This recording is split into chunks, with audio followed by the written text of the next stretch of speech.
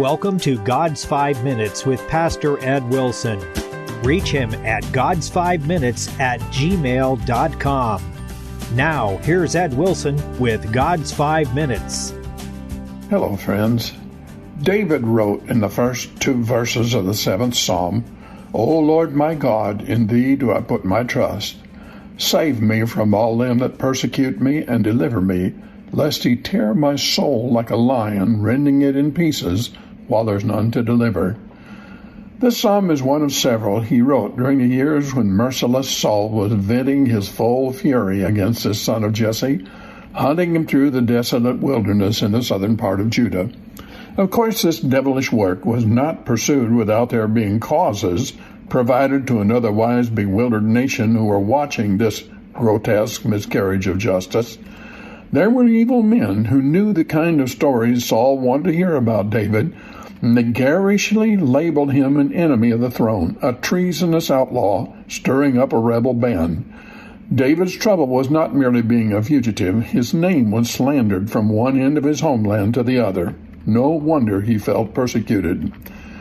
The comparison he used to being torn as a lion tears his prey was a natural one for David.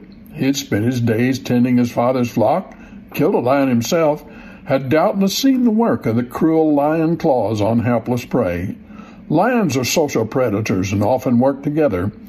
While some of the pride start the little antelope on a desperate race, others lie in wait along the trail in ambush. When once a poor creature is attacked, it is only moments before its hopeless struggles cease, and soon nothing is left but scraps of hide and bone. Saul behaved like a hunting lion in his pursuit of David, but in reality, the true lion-like spirit driving him was that of the enemy of David's soul, and that is why the psalm still is relevant for us today, because that same ruthless devil is roaring after us and seeking to devour us. Seeing the body of someone dear who has been the victim of a lion attack is a horrifying experience. Just a sight can be enough to make one grow pale and feel faint. Lions often kill by driving the terrible fangs through the neck, severing major blood vessels while tearing the flesh and leaving ghastly wounds. David compared that kind of injury to the damage Saul and his soldiery, or even more important, the devil and his demons, intended for his soul. For in this desperate prayer, David's first cry was not for preservation of his flesh. His greatest concern was that his soul would be ruthlessly turned to pieces.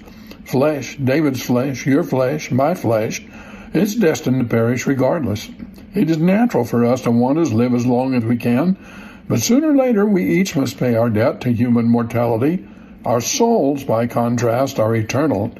David, grown into manhood as a God-fearing person, diligent in his prayers, often in meditation about spiritual things, innocent, pure, and noble in his thoughts and intentions of his heart. He was filled with youthful unselfishness and devotion to his country. God had chosen him to succeed wicked Saul as Israel's king. The devil, of course, knew that and was determined to spoil his character if it were not carefully guarded, just as he had done Saul's. This would frustrate God's plan and bring evil to God's chosen people. The claws and fangs the enemy of David's soul was trying to use on him were the physical emotions and passions that occur to us all when we are stressed, as David was, because he was hunted through forest and wilderness, slandered as a treasonous traitor turned criminal, having no place of safety and no chance to do any of the things normal for a man his age. It had been so easy for the bright dart of hatred to smite through his soul. It was not enough that he should evade Saul's javelin or outwit his minions and informers.